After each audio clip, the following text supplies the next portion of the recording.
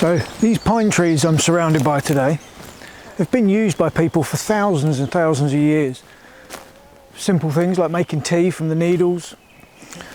The timber is still used in the construction industry today.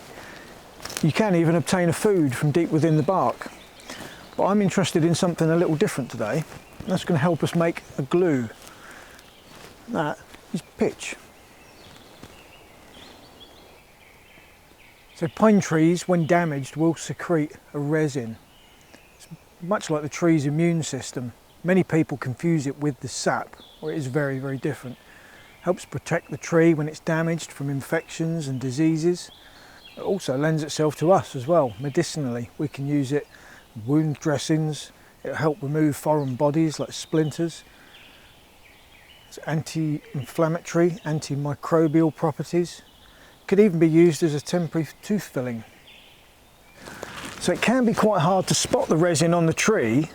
It almost looks like bark close up, but if you break these lumps off and turn them, you can see the orangey colour to it, which is the resin. It just gets a lot of muck and debris stuck in it while it's still wet. So you can find this anywhere the tree's damaged. If it's lost a limb, another tree's fallen and damaged the bark, or a deer rubbing antlers on the tree can damage it. So it's basically the tree's immune system. So much like when you cut yourself and a scab forms, the same thing will happen on the tree. So this is a really nice sustainable way of gathering this. You can tap the tree or cut into the bark to encourage it to release the resin, but there's no need to. Anywhere the tree is damaged, it will secrete this. We can just break these off the tree, so we can gather them and take them to make the pitch. As with any good bushcraft lesson, you'll need to build a good fire. Once the fire's going, we just need it to die down a bit. We're only after the embers, not an absolute roaring heat, just enough heat to melt the resin. Too much heat, it will ignite. It's got turpentine in it, so it is flammable. And obviously not enough heat, but it won't melt, so we can get on with making the pitch. Okay, so now we've got our resin straight from the tree. There's all sorts of bits in it, bits of bark, moss, probably insects in there as well. We need to remove most of, if not all of that. What you would then be left with is what's known as rosin, so the pure resin, if you like, with all the bits out of it. So that is used today still by gymnasts, rock climbers to help improve grip, weightlifters, you know, that kind of thing. But for today, we're just going to be making the pitch with it. So as this is melting, all the impurities are still up the top of the pan here, and the resin is melting and running away from it. But this little hole I've got in the side of the pan here, what I can now start to do is pick that up and tip it. I can tip the resin that's melted through the hole into another pan, and it will leave all the rubbish behind. Now we've got an exact amount of resin we can use to gauge the other parts that we need to add to it. The next big part is charcoal. That's going to act as a binder, help strengthen it. The resin on its own is very brittle. It will just break and crack. So we're going to get this ground up and add that to it. So we're looking for about 3 parts resin to 1 part charcoal, roughly.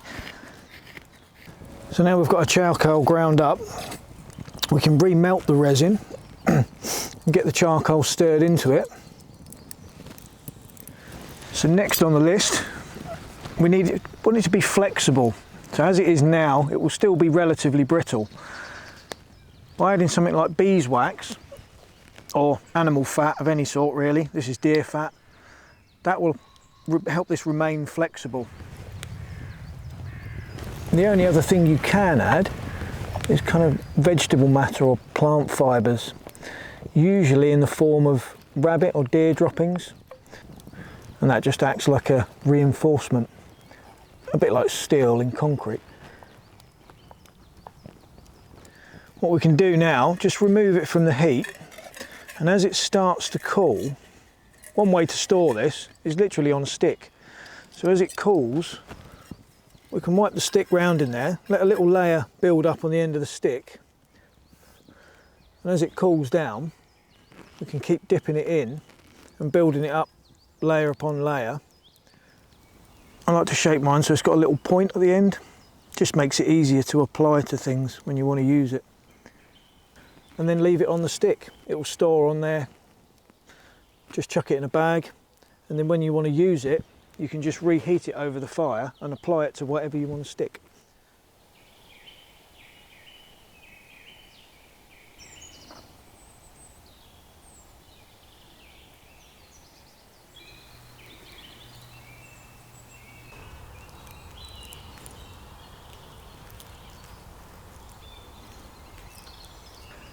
There we go. Great fun activity there. It's awesome to do with kids as well. A lot of fun and a handy skill to have under your belt.